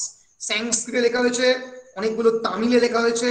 আমরা এটুকু বলতে পারি যে আমাদের 18 মুখ্য পুরাণাস, 18টা মেজর পুরাণ রয়েছে, and 18 Upapurana, minor Purana. with more than actually 4 lakh verses, 4 lakh verse, এগুলো প্রত্যেকটা কিন্তু আমাদের স্মৃতি হিসেবে কনসিডার করা। স্মৃতি means memory, that which is remembered, এগুলো অনেক ক্ষেত্রেই written form এ নেই। ফর এক্সাম্পল এই যে ভাগবত পুরাণ কি যেটা অনেকটাই মানে কৃষ্ণের কথা বলে, 18 গ্রেট পুরাণের মধ্যে একটা। এবার এই যে এই মহাপুরাণ, উপপুরাণ, এই যে ব্রহ্মা পুরাণ, ঠিক আছে, তারপরে পদ্ম পুরাণ, এগুলো প্রত্যেকটাই বিভিন্ন আদি পুরাণ হিসেবে কনসিডার করা হয়, যেটা একটা কালচারের শুরুর দিকে। এবং দেখবে ব্রহ্মা, বিষ্ণু, মহেশ্বর, বিষ্ণু, শিব, এরা প্রত্যেকেই রিলিজিয়াস ফিগার, এরা প্রত্যেকেই বিভিন্ন ঈশ্বরকে রিপ্রেজেন্ট করছে, এবং এটা মাইথোলজির পার্ট। এদেরকে ক্রিয়েট করা হয়েছে অনেকটা অ্যানথ্রোপোমরফিক ওয়েতে। অ্যানথ্রোপোমরফিক মানে অ্যানথ্রোপোমরফিক মানে attributing the human qualities to the non-human element, তাকে বলা অ্যানথ্রোপোমরফিজম। আমি ঈশ্বরের মধ্যে বা ওয়েদারের মধ্যে বা সিজনের মধ্যে মানুষের কোয়ালিটি ঢোকাচ্ছি। যখন বায়ু ঈশ্বর হয়ে উঠছে, বায়ু পুরাণ, যখন আমরা বলতে পারি কিয়স একটা ঈশ্বরে রূপান্তরিত হচ্ছে, শিব, ঠিক আছে, এইটাকে বলে অ্যানথ্রোপোমরফিজম, attribution of the human traits, emotions and intentions to the non-human entities, যা মানুষ নয় তাকে মানুষ হিসেবে তৈরি করা। অ্যাকচুয়ালি মাইথোলজিকে ক্রিয়েট করেছে মানুষরা, ফলে মানুষ নিজেদের ক্যারেক্টারিস্টিক এই ধরনের মানুষদের মধ্যে ঢুকিয়েছে, যেটা অনেক ক্ষেত্রেই আমরা বলতে পারি মনোথিস্টিক রিলিজিয়ন করায়নি। তারা ঈশ্বরকে এই মানুষের পৃথিবী থেকে আলাদা রেখেছে। এর ফলে খ্রিস্টানিটি বা ইসলামে god is a superior entity, not in the Hinduism or in the not in the Greek religion, নয়। তার কারণটা কি? তার কারণটা অনেক ক্ষেত্রে এই রিলিজিয়ন গুলো মানুষের কোয়ালিটিতে ঈশ্বরকে তৈরি করেছে, কিন্তু ক্রিশ্চিয়ানিটি যেহেতু অনেক ডেভেলপড, অনেক পরে তৈরি হয়েছে, তাই ঈশ্বরের ট্রেড দিয়ে ঈশ্বরকে তৈরি করা হয়েছে। ফলে মানে মাইথোলজির শুরুর দিকে অবশ্যই এবং অবশ্যই ধর্মের সঙ্গে কানেক্টেড থাকবে। বিষ্ণু বলো, শিব বলো, নারদ পুরাণ আছে, মার্কণ্ডেয় পুরাণ আছে, অগ্নি পুরাণ আছে, প্রত্যেকটাই বিভিন্ন ন্যাচারাল এলিমেন্টকে নিয়ে, প্রত্যেকটাই গডকে নিয়ে। ন্যাচারাল, অগ্নি তো ন্যাচারাল এলিমেন্ট, মানুষ তো ভয় পেতে শুরু করেছে আগুনকে প্রথমবার, এবার আগুনকে নিজের নিয়ন্ত্রণে নিয়েছে, নিয়ে মানুষ ঝোলসে খাবার খেয়েছে। ফলে এই যে প্রত্যেকটা fundamental part of the nature, এগুলো প্রত্যেকটাই মাইথোলজির পার্ট আমরা বলতে পারি। ফলে mythology but mythic narratives are always of the sacred nature, they are essentially ritualistic in nature and they are connected with religion. পরিষ্কার কিনা? Yes sir. বেশ, এরপরে যেটা আসছে এগুলো একটু ডিফিকাল্ট, জাস্ট আমি অল্প অল্প করে বলে দেব। Myths are narratives formative or reflective of the social order or values within a culture. If you read Hindu mythology very well, you can derive the social order of the Hinduism. If you read Islamic mythology very well, Islamic mythology পড়ে তুমি ইসলামের যে ভেতরের যে cultural norm গুলো সেগুলো তুমি জানতে পারবে। এই যে আমাদের হিন্দু মাইথোলজির মধ্যে আমরা দেখতে পাই এক ধরনের রেসপেক্ট টুয়ার্ডস এল্ডার্স, এই যে ভীষ্মের কথা শুনবে অর্জুন, এই একটা কালচারের যে ভেতরের ভ্যালুস গুলো সেগুলো প্রত্যেকটাই এই মিথের মধ্যে থাকে। একই রকম ভাবে মিথস আর narratives representative of a particular epistemology or way of understanding nature and organizing thought. What is epistemology? ক্লাসে খানিকটা বলেছিলাম হোয়াট ইজ এপিস্টেমোলজি। এনিওয়ান একটু বলো, বাংলাটাও বলেছিলাম। It's a branch of the philosophy, epistemology. এই শব্দটি জানতে হবে কারণ এর পরে বিভিন্ন জায়গায় শব্দটা রিপিটেড হবে। Epistemology means the science of knowledge, the study of the knowledge, জ্ঞান বিদ্যা বা জ্ঞান তত্ত্ব। জ্ঞান তত্ত্বের বাংলা হচ্ছে এপিস্টেমোলজির বাংলা। কেমন করে মানুষ জ্ঞান সংগ্রহ করে, মানুষের যে উইজডম সেটা কেমন করে সংগৃহীত হয়। মিথসের সঙ্গে মিথ কাকে রিপ্রেজেন্ট করে? একটা পার্টিকুলার এপিস্টেমোলজিকে। ন্যাচারালি এই যে আমাদের যে way of reading the world, আমাদের যে অর্গানাইজেশন অফ থট, আমরা যেভাবে প্রকৃতি এবং বিশ্বকে দেখি, এটা তো আমাদের এপিস্টেমোলজি। এবার এই যে এই এপিস্টেমোলজি গুলো আজ থেকে প্রায় 10,000 বছর আগে বা 5,000 বছর আগে এক একটা রিজিয়নের মধ্যে কনফাইন ছিল, এর ফলে তার উপর ভিত্তি করে ধর্ম তৈরি হয়েছে। ফলে হিন্দু এপিস্টেমোলজি অনেকাংশেই আমরা বলতে পারি খ্রিস্টান এপিস্টেমোলজি থেকে ডিফারেন্ট, তাই তো? ফলে একটা বিশেষ জায়গার যে জ্ঞানতাত্ত্বিক ফাউন্ডেশন তাকে রিপ্রেজেন্ট করে মিথ।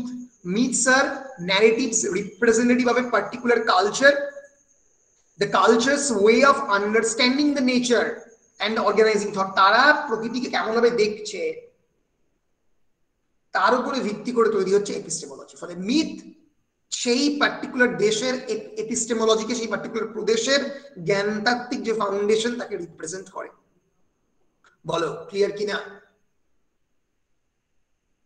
Yes, sir. বেশ। and mythic narratives often involve heroic characters। সবাই জানো এখানে দেখতে পাবে প্রচুর proto human, super human characters। gods will immediately participate inside this kind of narrative। it is called deus ex machina, deus ex machina, machina। deus ex machina মানে deus machina মানে কি? intervention of the gods। এই machina মানে machine, মানে machine দিয়ে প্রায় ভগবানকে নামানোর মতো। 18th সেঞ্চুরিতে প্রথম কথাটা ইউজ হয় যখন ক্রেন দিয়ে ঈশ্বরকে কোন একটা নাটকের মধ্যে নামানো হতো। এইটা এপিকের ক্ষেত্রে ইউজ করা হয় যখন অনেক ঈশ্বর কোন একটা এপিক পোয়েমের মধ্যে ইন্টারভিন করেন বা মাইথোলজির মধ্যে আসেন। ফর এক্সাম্পল আমরা মহাভারতের সভাপর্ব বা বুক অফ দ্য অ্যাসেম্বলি হলে দেখবো নারদকে, Narada is a godly creature, he will intervene. একই রকম ভাবে তোমরা ইলিয়াড বা অডিসিতে জিউসকে দেখতে পাবে, অ্যাপোলোকে দেখতে পাবে, they are participating inside the narrative of the Iliad। ফলে mythic narratives often involve heroic characters। heroic character মানে যাদের ভয়ঙ্কর ক্ষমতা রয়েছে, like Arjuna, like Karna, like Yudhishthir। and you will see superhuman characters of the gods। এখানে খুব ভীষণভাবে দেখতে পাবে এই মেটামরফোসিস জিউস এর ক্যারেক্টারকে, তিনি কিভাবে নানা ধরনের কাণ্ড করে বেড়াচ্ছেন, এবং অন্যান্য আরো অনেক ধরনের ব্যাকাসকে দেখতে পাবে। Bacchus is a god, of course। and myths are often counterfactual in nature, of course। counterfactual means against fact। আমাদের বিজ্ঞানের, আমাদের ফ্যাক্টের ওয়ার্ল্ডের বিপক্ষে। কোনোদিনই কোনো মানুষ আকাশে উঠতে পারে না এই গ্র্যাভিটেশনাল ফোর্সকে অস্বীকার করে, কিন্তু মাইথোলজিতে এই জায়গা থেকে ওই জায়গায় উড়ে সেকেন্ডের মধ্যে লোকজন চলে যাচ্ছে। ফলে counterfactual in featuring actors and actions that confound the conventions of the routine experience। আমাদের প্রত্যেক দিনের যে প্রাত্যহিক জীবনে যেগুলো আমরা দেখতে পাই না সেগুলো আমরা মাইথোলজিতে দেখতে পাই। they are oftentimes counter mythological in nature, counterfactual in nature। বলো মোটামুটি মাইথোলজির ক্যারেক্টারিস্টিক্স ক্লিয়ার? ক্লিয়ার কিনা? হ্যাঁ স্যার। বেশ, আমরা যে টেক্সট পড়বো মেটামরফোসিস, একটা বিখ্যাত ছবি হেইফারের ছবি। হেইফার হচ্ছে কাউ। এই কাউকে দিয়ে প্রথমবার ক্রিয়েট করবে ক্যানভাস, তার পৃথিবী আমরা পরে দেখবো। এই metamorphosis has actually inspired the entire Western culture and created, the myth has been recreated by many authors later on। এই যে মেটামরফোসিসের মিথ পরবর্তীকালে বিভিন্ন অথররা তাদের লেখার মধ্যে নানাভাবে বিভিন্ন সময়ে রিক্রিয়েট করেছেন, ক্রিয়েট করেছেন, নতুন করে তৈরি করেছেন। তাদের মধ্যে আছেন দান্তে অ্যালিগিরি, Giovanni Boccaccio, Geoffrey Chaucer, William Shakespeare. এরা বিভিন্ন সময়ে বিভিন্ন ইউরোপিয়ান পেইন্টিং এ, স্কাল্পচারে, মিউজিকে এই মাইথোলজি ইউজ করা হয়েছে। মানে বুঝতেই পারছো ওভিড কিন্তু সারা জীবনই মানে একটা ইটারনাল পোয়েট হিসেবে রয়ে গেছেন, কারণ তার লেখা থেকে আমরা দেখবো প্রচুর পেইন্টিং তৈরি হয়েছে। তার লেখা থেকে মানে এন্টায়ার ইউরোপিয়ান রেনেসাঁসের বিভিন্ন লেখাপত্র তৈরি হয়েছে এই মেটামরফোসিস থেকে। এবং প্রথমবার the work has been subject of numerous translation, এবং উইলিয়াম ক্যাক্সটন 1480-তে সর্বপ্রথম এটাকে ট্রান্সলেট করেন। আমরা যদি এই মেটামরফোসিসের সোর্স মডেলটাকে বার করার চেষ্টা করি যে কোন কোন বই থেকে source text, what are the basically the source টেক্সটস of the metamorphosis, এর যে উৎস যে বিভিন্ন টেক্সটগুলো এগুলো কি কি, তো এগুলো যদি আমরা ট্রেস করার চেষ্টা করি তাহলে আমরা 3-4টে বইয়ের উল্লেখ পাই। একটা বই হচ্ছে Boios Ornithogonia. It's a fragmentary poem about the birds and the humans. Ornithology মানে কি জানো? অর্নিথোলজি মানে কি জানো? ornithology. Ornithology, anyone? Ornithology is a discipline which talks about birds, study of the birds, or zoology part. Ornithology. এই ওয়ার্ডগুলোকে একটু জেনে রাখতে হবে, পরবর্তীকালে এইগুলো নিয়ে অনেক ধরনের প্রশ্ন বিভিন্ন জায়গাতে জানতে হবে, মানে ফেস করতে হবে। ফলে ornithology is the branch of the zoology that concerns the methodological study and consequent knowledge of the birds with all that relates to them. মানে মানে একটা বার্ডের সম্পর্কে যে পড়াশোনা, মানে যে কোনো বার্ডের সম্পর্কে, স্যার পক্ষীবিদ, পক্ষীবিদকে বলে অর্নিথোলজিস্ট। পক্ষীবিদ, পক্ষীবিদ্যা হবে ornithology, right, absolutely, study of the birds. এই অর্নিথোগনিয়া বলে বয়োর একটা বিখ্যাত বই রয়েছে, সেটা হচ্ছে সোর্স টেক্সট। এই টেক্সটগুলোর কথা একটু মাথায় রাখবে, কারণ 2 নম্বরের প্রশ্নগুলো আসে, ঠিক আছে? জাস্ট এই হলুদ রঙে যেগুলো হাইলাইট করা আছে একটু ভালো করে দেখে নেবে। আচ্ছা, আর একটা বিখ্যাত টেক্সট কি?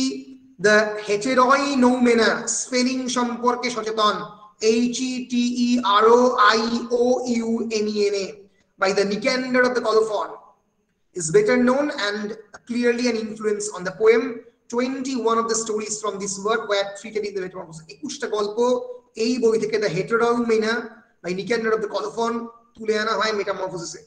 মানে sources and models of the metamorphosis important এই কারণে 2 নম্বরের কোশ্চেন করতে পারে, name 2 of the source text of the Ovid's metamorphosis. তখন তোমাকে বলতে হবে, for example, Heteroeumena by Nicander of Colophon and Hesiod's Theogony. বলা যায় গোটা গ্রিক মাইথোলজির যে অরিজিন পয়েন্ট, সেটা শুরু হচ্ছে হেসিওডের থিওগনি থেকে।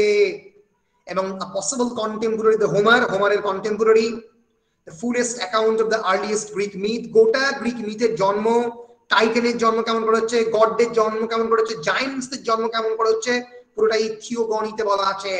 থিওগনি মানে কিন্তু থিওলজি নয়, থিওলজি মানে হচ্ছে about the study of the religion, থিওগনি means origin of the gods। এবং হেসিওডেরই আরো একটা বিখ্যাত বই রয়েছে, Works and Days, it's a didactic poem, কেমন করে পরবর্তীকালে জীবনে এই যে myth of the Prometheus, Prometheus হচ্ছে প্রথম mythological character who stole the fire, যে প্রথম চুরি করে আগুন জিউসের কোর্ট থেকে, এবং তার জন্য জিউস তাকে পানিশমেন্ট দেয়, তার লিভারটাকে, একটা ফ্যালকনকে ছেড়ে দেয়, একটা পাখিকে ছেড়ে দেয়, তার লিভারটাকে কুটে কুটে কুটে কুটে খাওয়ার জন্য। সো প্রমিথিউসের মিথ মাইথোলজি, প্যান্ডোরার নাম তোমরা শুনেছো, প্যান্ডোরাস বক্স, যে এই পৃথিবীতে সমস্ত ধরনের সমস্যা আনে, এই যে কনসেপ্ট। এবং আমরা পরবর্তীকালে পড়ব 5 এজেস, এই যে গড এবং হিউম্যান বিং এর যে মাইথোলজিক্যাল পিরিয়ডটাকে 5টা এজে ভাগ করা যায়, এইটা হেসিওডের ওয়ার্কস এন্ড ডেজ এর মধ্যে ছিল। ফলে এইগুলো হচ্ছে সোর্স টেক্সট, হেসিওডের Theogony, works and days, the Heteroeumena by Nicander of Colophon and Ornithogonia by Boios. Am I clear? বলো ক্লিয়ার কিনা? Yes sir. বেশ, এবার আমরা ক্লাসিফিকেশন অফ দ্য পোয়েমে আসবো। আসার পরে আমরা পরের দিনকে গ্রিক মাইথোলজিটা ভালো করে পড়বো, কারণ আজকে মাইথোলজিটা পড়লে সব গুলিয়ে যাবে, কারণ গ্রিক মাইথোলজি ইজ এসেনশিয়াল। এটা ঠিক মতো না পড়লে কিন্তু এই পোয়েমটা বুঝতে পারবে না। আমি ছোট্ট করে একটা ক্লাসের মধ্যে পুরো ওই হিস্ট্রিটা বলবো, না পড়লে ধরতে পারবে না এই পোয়েমটা। ফলে এই পোয়েমটা entire the poem has been divided into 15 books, 15টা বইয়ে ডিভাইডেড, তাই তো? মেটামরফোসিস একটা comprehensive chronology recounting from the creation of the world to the death of the Julius Caesar। এর যে বুক নাম্বার 1 to বুক নাম্বার 2 আমরা বলতে পারি এটাকে the divine comedy। the divine comedy মানে it talks about the creation of the world, entire world, পুরো পৃথিবী কেমন করে তৈরি হচ্ছে। এবং এই বুক 1 থেকে বুক 2 টাকে ডিভাইন কমেডি বলা। ডিভাইন কমেডি দান্তের লেখা একটা বিখ্যাত টেক্সট, 3টে ভাগে সেটা বিভক্ত। এই কথাটাকে এখানে ইউজ করা হচ্ছে কারণ এখানে বিগিনিং অফ দ্য ওয়ার্ল্ড এর কথা বলা হচ্ছে, যেখানে কোনো সমস্যা ছিল না। বুক 3 থেকে বুক 6 এর মধ্যে আমরা পাবো দ্য অ্যাভেঞ্জিং গডস। অ্যাভেঞ্জিং মানে কি? অ্যাভেঞ্জ মানে রিভেঞ্জ, প্রতিশোধ। ঈশ্বরেরা প্রতিশোধ নিচ্ছেন, তার মানে এই ঈশ্বররা কিন্তু খুব একটা ভালো ঈশ্বর নয়। এই ঈশ্বরকে আমরা বলতে পারি না যে benevolent god, rather we can call it malevolent god. আমরা এখানে দেখবো যে ঈশ্বরের সঙ্গে মানুষের এই বুক 3 তে স্পেসিফিক্যালি যে কনস্ট্যান্ট যুদ্ধ, তাই নিয়েই বুক 3 of Ovid's Metamorphosis। তারপরে বুক 6 টু বুক 11 হচ্ছে the pathos of the love, ভালোবাসার যে কি যন্ত্রণা তাই নিয়ে। Pathos means the agony of the love itself. And তারপরেই একদম হিস্ট্রির মধ্যে ঢুকে যাচ্ছে, মানে এখানে মাইথোলজি তিনটে, মানে বুক 11 অবধি। তারপরে বুক 12 থেকে book 15 Rome and the deified ruler, Rome এবং তার যে ডেইফাইড অলমোস্ট ঈশ্বর হওয়া যে শাসক, মানে কি জুলিয়াস সিজার, তাকে। ফলে আমাদের যে পোর্শনটা সেটা হচ্ছে অ্যাভেঞ্জিং গডস, সেই রিভেঞ্জ নেওয়া।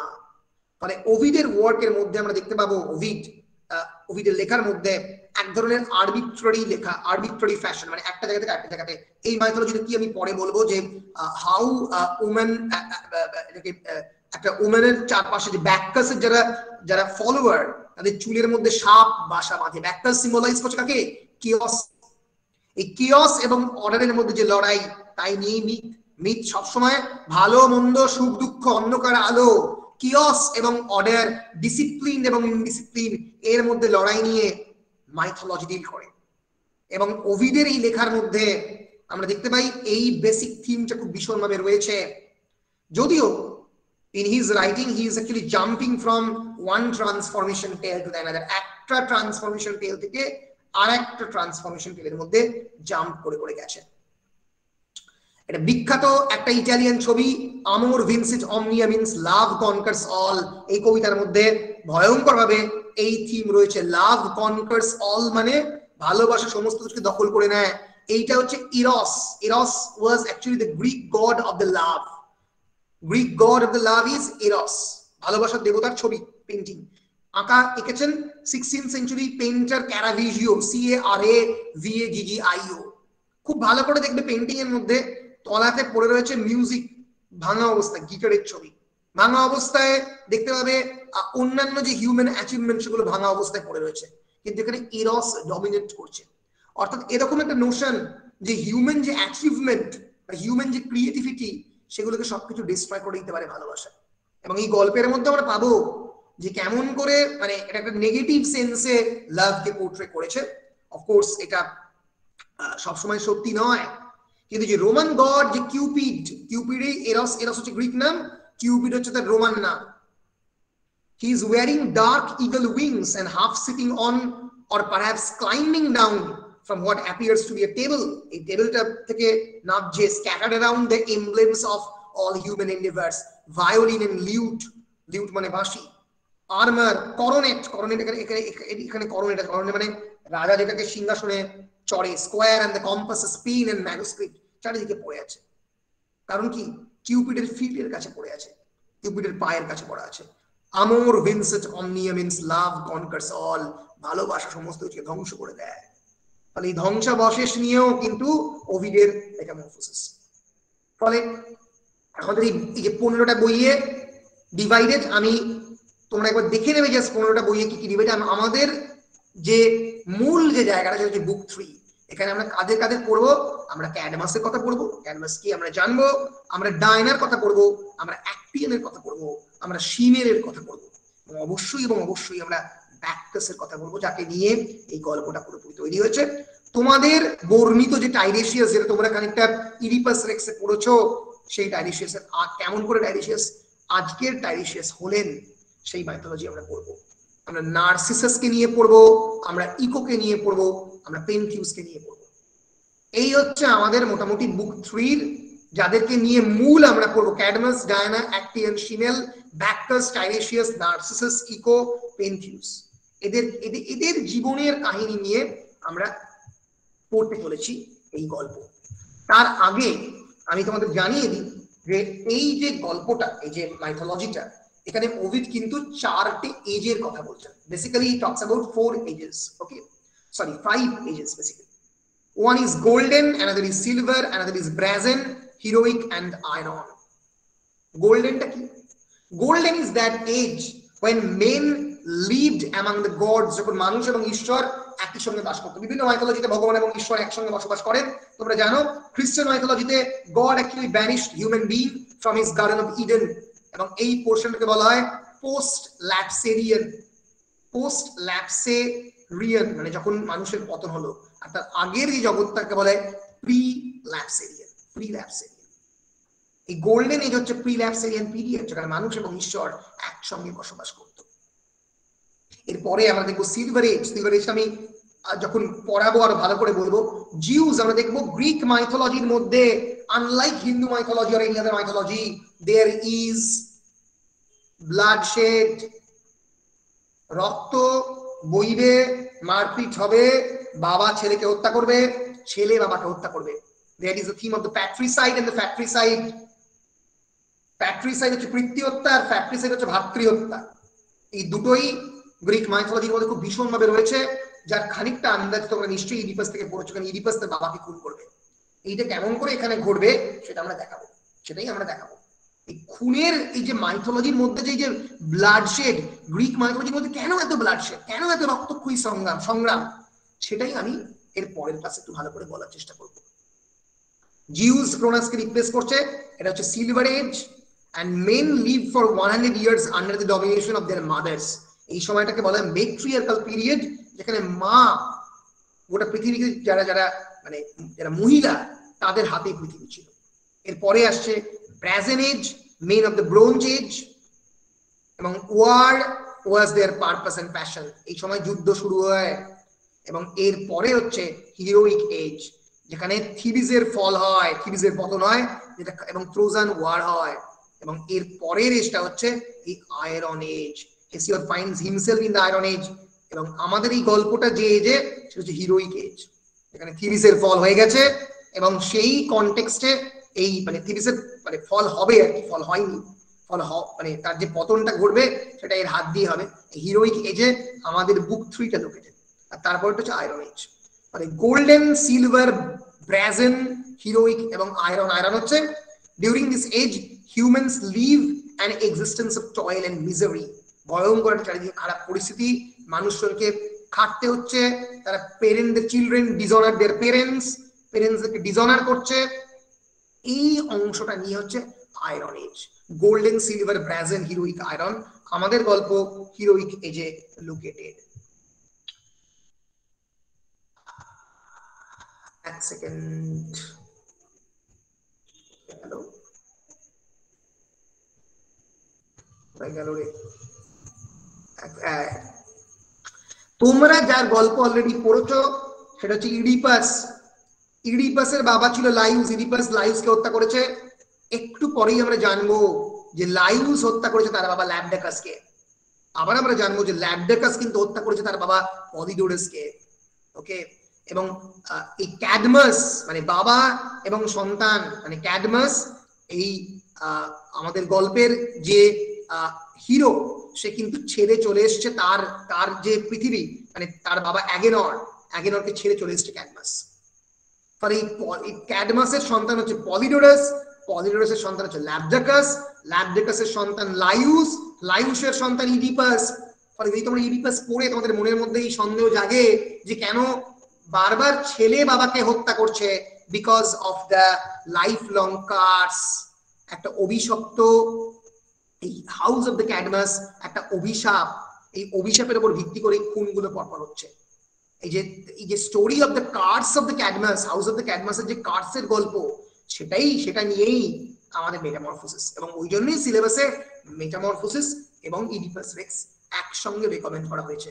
কারণ আমরা যেই গল্পটা যাদেরকে নিয়ে পড়বো, ওই ক্যাডমাসকে নিয়ে পড়বো, পেনথিউসকে নিয়ে পড়বো, ডায়োনাইসাসকে নিয়ে পড়বো, এবং অবশ্যই এই অ্যাগাভে, শিমেল, অটোনো, ইনো, এরা হচ্ছে মাসি, প্রত্যেকেই পেনথিউসের। এদের যে গল্পটা আমরা পড়বো, এটা একেবারে ইডিপাসের যে ফ্যামিলি তার সঙ্গে গভীরভাবে যুক্ত। ইডিপাসের যে বাবাকে হত্যা করা, ইট ইজ প্রিডেস্টিনড, এটা অদৃষ্ট থেকে আগে থেকে ডিসাইড করা, তাকে করতেই হবে খুন। তবে গ্রিক মাইথোলজির যে খুনের যে ইতিহাস, কেন এত খুন, ওয়াই সো মাচ মার্ডার, সেইটা আমরা পড়বো। এই যে গ্রিক মাইথোলজি শুরুতে গাইয়া হচ্ছে পৃথিবী তার সঙ্গে পৃথিবী জন্ম দেবে এরস, লাভকে, অ্যাবিস হচ্ছে ডার্কনেস, এবং এরেবাস হচ্ছে ডার্কনেস, আর অ্যাবিস হচ্ছে যে গহ্বর। এবং এরপরে গাইয়ার সঙ্গে প্রথমবার আমরা বলতে পারি সেক্সুয়াল ইন্টারকোর্স করবে ইউরেনাসে। এবং এই যে গ্রিক মাইথোলজির মধ্যে প্রথম থেকে ইনসেস্ট মানে কি, সন্তানের সঙ্গে মায়ের সম্পর্ক বা মায়ের সঙ্গে খুবই ক্লোজ রিলেটিভের যে সম্পর্ক বা সেক্সুয়াল ইন্টারাকশন, সেইটা কিন্তু গ্রিক মাইথোলজির মধ্যে প্রথম থেকেই রয়েছে। সেই জন্যই ইনসেস্ট যে ট্যাবু, এই যে ইনসেস্ট একটা খারাপ জিনিস, মানে যেটা সোসাইটির মধ্যে প্রথম থেকেই রয়েছে, এর ফলেই এই কার্সটা আসছে। যার ফলে বারবার সন্তান হয়, বাবা হয় সন্তানকে খেয়ে নিচ্ছে। আমরা সেটা পরের ক্লাসে দেখবো কিভাবে বারবার সন্তানকে, এই যে পিটার পল রুবেন্সের বিখ্যাত ছবি ক্রোনাস ডেভারিং হিজ চিলড্রেন, ক্রোনাস তার সমস্ত চিলড্রেনদেরকে খেয়ে নিচ্ছে। ওকে, এবার এই যে গল্পটা, এই যে গ্রিক মাইথোলজিতে সন্তান বারবার বাবার দ্বারা প্রতারিত হচ্ছে, বাবা তাকে খেয়ে নিচ্ছে, অথবা সন্তান বাবাকে মারছে, এইখান থেকে কিন্তু ইডিপাস রেক্সের পরবর্তীকালে জন্ম হচ্ছে। এবং এখান থেকে কিন্তু আমরা বলতে পারি এই যে এন্টার গ্রিক মাইথোলজির জন্মটা হচ্ছে। মানে গ্রিক মাইথোলজির মধ্যে কেমন করেই রক্তক্ষয়ী ব্যাপারটা ঢুকে পড়ছে, এটা আমরা পরের দিন জানবো। এই চার্টটাকে আমরা একটু ফলো করব, করতে করতে আমরা এই পুরো গ্রিক মাইথোলজি দেখার চেষ্টা করব। পরের দিনে গ্রিক মাইথোলজির পুরো স্ট্রাকচারটা মাথায় রেখো। গ্রিক মাইথোলজি, যাহা গ্রিক মাইথোলজি তাহাই রোমান মাইথোলজি, খালি নামটা বিবর্তিত হচ্ছে। যাহা গ্রিক তাহাই রোমান, নামটা খালি, যেটা জিউস গ্রিকে, রোমানে জুপিটার। যেটা গ্রিক নেম হেরা, সেটা রোমানে জুনো, আমরা জুনোকে দেখবো। যেটা পোসাইডন সমুদ্রের দেবতা, সেটাই রোমানে নেপচুন। যেটা ডায়োনিসাস, আমাদের অত্যন্ত ইম্পর্টেন্ট ক্যারেক্টার গ্রিকে, যে ডায়োনিসাসের ফেস্টিভ্যাল কিসের জন্ম? ট্র্যাজেডির জন্ম, সেই ব্যাকটাস। ফলে গ্রিক মাইথোলজি এবং রোমান মাইথোলজির কোনো পার্থক্য নেই, গডের মধ্যে কোনো ফাংশনেরও পার্থক্য নেই। যাহা পার্থক্য আছে তার নামের পার্থক্য। যিনি অ্যাপোলো, তিনি, তার নাম রোমানো অ্যাপোলো। আর্টেমিস, তার নাম হচ্ছে ডায়না। ডায়নাকে আমরা পাবো the virgin goddess of the hunt, শিকারের দেবতা। এগুলো আমরা দেখবো, এই 12 জন অলিম্পিয়ানের কথা আমরা জানবো, এবং গ্রিক মাইথোলজি কেমন করে তৈরি হলো সেটা আমরা দেখে একেবারে ডাইরেক্টলি মেটামরফোসিসের টেক্সটের মধ্যে আমরা মুভ করব। আশা করছি আমি তোমাদেরকে এখনো পর্যন্ত যেগুলো বললাম সেগুলো মোটামুটি পরিষ্কার হয়েছে। এর পরের দিন আমরা গ্রিক মাইথোলজিটা পড়বো, কালকেই হয়তো পড়বো। বলো পরিষ্কার কিনা? হ্যাঁ স্যার। বেশ বেশ বেশ বেশ, তাহলে আমি গ্রিক মাইথোলজিটা পরের দিন শুরু করবো মোটামুটি। দেখি কালকে টাইম তোমাদের বলে দেবো আমি কটার সময় ক্লাস নিই, ঠিক আছে? বেশ, তাহলে আপাতত কোনো প্রশ্ন থাকলে করো, নাহলে আমি রেকর্ডটা অফ করবো। ইয়েস পূর্ণিমা। স্যার বলছি যে আপনি আগের দিন একটা পিডিএফ দিয়েছিলেন, এটা বলেছিলেন ক্লাসে ডিসকাস করে দেবো। ও মানে তোমাদের কলেজ ওপেনিং নিয়ে, তাই তো? হ্যাঁ স্যার, ওটা নিয়ে কিছু ডিসকাস করার নেই, কারণ মানে ওটা বিষয়টা কি আমি একটু পরে বলছি কেন, মানে আলটিমেটলি ডিসকাস তো করতেই হবে, কিন্তু ডিসকাস করে কোনো তেমন লাভ হবে না, কারণ বেসিক জিনিস আমি বলছি ওটা আমি রেকর্ডটা অফ করার পরে বলছি, ঠিক আছে? বেশ বেশ। আর এনিওয়ান? স্যার বলছি একটা ছোট্ট প্রশ্ন ছিল স্যার, বলছি হিস্ট্রি আর লিটারেচারের পার্থক্য ছোট্ট করে একটা বলে দিলে ভালো তো স্যার। হিস্ট্রি এবং অবশ্যই, history is a world of the facts and information. History is basically chronological in nature. Chronological মানে যেটা পর পর ঘটে। ইতিহাস মানে হচ্ছে বিভিন্ন তথ্যের সংমিশ্রণ, যেটা আমাদের অতীতের কথা বলে। History always talks about the past, and of course in history there involves various kinds of evidences. Evidence মানে প্রামাণ্য তথ্য, যেগুলোর কথা বললাম। এই জন্যই হিস্ট্রির পার্ট হচ্ছে আর্কিওলজি, খনন বিদ্যা, খনন কার্যের মধ্যে দিয়ে তুমি কিছু পাচ্ছ, প্রত্নতত্ত্ব, এগুলো প্রত্যেকটা হিস্ট্রির পার্ট। কিন্তু literature is not always essentially connected with history. It has always been said that literature is actually takes its birth from the society. সমাজ থেকেই তো সাহিত্যের জন্ম, সাহিত্যের জন্ম হতো না। সামাজিক যে কোনো ঘটনা সাহিত্য বর্ণনা করে। বাংলা সাহিত্যের এক্সাম্পল দিয়ে বলছি, ফর এক্সাম্পল হুতুম প্যাঁচার নকশা, কালীপ্রসন্ন সিংহের লেখা, 19th সেঞ্চুরি বেঙ্গলের ব্রাহ্ম সমাজের একটা স্যাটায়ার আমরা বলতে পারি। একই রকম ভাবে তোমরা বেউলফ বলো বা মেটামরফোসিস বলো, সমাজ থেকে বেরিয়েছে, সেই সমাজের বিভিন্ন ঘটনা নিয়ে এই টেক্সট। কিন্তু ইতিহাসের সঙ্গে লিটারেচারের যে basic difference, literature can and will always differ from history through its ability of imagination. কল্পনা শক্তির প্রাবল্যের মধ্যে দিয়ে সাহিত্য সবসময় একেবারেই ইতিহাসকে যে ফলো করবে, ইতিহাসের যে পায়ে পায়ে চলবে, তার কোনো মানে নেই। এর ফলেই various genres of the literature, রূপকথার গল্প ফর এক্সাম্পল, কবিতা, সেগুলো সবসময় ইতিহাসকে যে ফলো করে লেখা হবে তার কোনো মানে নেই। তার মধ্যে ইমাজিনেশন থাকবে, তার মধ্যে রূপকথার গল্প থাকবে, তার মধ্যে ডাকিনী যোগিনী থাকবে, ম্যাকবেথের উইচ থাকবে, যেগুলোর সঙ্গে হিস্ট্রির কোনো ডাইরেক্ট হয়তো মিল নেই। মানে লিটারেচারে কিছু লাইসেন্স রয়েছে, কিছু সাহিত্যিক যারা who are the authors, they have their poetic license. Poetic license means they have their own ability to create imaginary things. তাদের সেই লাইসেন্সটা সমাজে দিয়ে রেখা দেওয়া হয়েছে। ধর ফর এক্সাম্পল, তুমি তোমার নাম রাক্ষা, তুমি যদি একটা হেতমপুর কৃষ্ণচন্দ্র কলেজকে নিয়ে একটা উপন্যাস লেখো, তাহলে নট অলওয়েজ সেই উপন্যাসের কাহিনী ইতিহাসের উপর বেস করে হবে। হতেই পারে সেটা 1897 সালের হেতমপুর কৃষ্ণচন্দ্র কলেজ যখন প্রতিষ্ঠা হচ্ছে তার কাহিনীর কথা বলছে, কিন্তু প্রত্যেকটা যে চরিত্রগুলোকে ক্রিয়েট করা হচ্ছে সেগুলোকে সবসময় পুরোপুরি ইতিহাসের চরিত্রই হবে তার কোনো মানে নেই। তোমরা বাংলাদেশ ডিএল রায়ের নাম শুনেছো, দ্বিজেন্দ্রলাল রায়, প্রচুর হিস্টোরিক্যাল ড্রামা তিনি লিখেছেন, শাহজাহান থেকে শুরু করে আওরঙ্গজেব। ইতিহাসের ঔরঙ্গজেব এবং সাহিত্যের ঔরঙ্গজেব যে এক হবে তার কোনো মানে নেই, কারণ সম্ভব নয় একজন সাহিত্যিকের পক্ষে। ফলে history will and always stick to the world of the facts, while literature will and always stick to the world of the fiction. একটা ফ্যাক্টের কথা বলে, একটা ফ্যাক্ট এবং ফিকশনের কম্বিনেশনের কথা বলে, আবার পুরোপুরি ফিকশনের কথা বলতে পারে, পুরোপুরি একটা অন্য কল্পনার জগতে নিয়ে চলে যেতে পারে। কিন্তু যে জায়গা থেকে লিটারেচার তৈরি হচ্ছে, বেসিক্যালি যেখান থেকে লিটারেচারের জন্ম হয়, দ্যাট ইজ সোসাইটি। এবং সমাজ তো ইতিহাসের উপর ভিত্তি করে তৈরি হয়েছে, সেখানে সাহিত্য এবং ইতিহাসের মধ্যে একটা অত্যন্ত সম্পৃক্ত সম্পর্ক থাকা সত্ত্বেও literature will eventually always differ from history. ইতিহাস থেকে সবসময় সাহিত্য আলাদা হতে বাধ্য। বলো পরিষ্কার কিনা? Clear. Clear. Very good. Very good. Any other questions?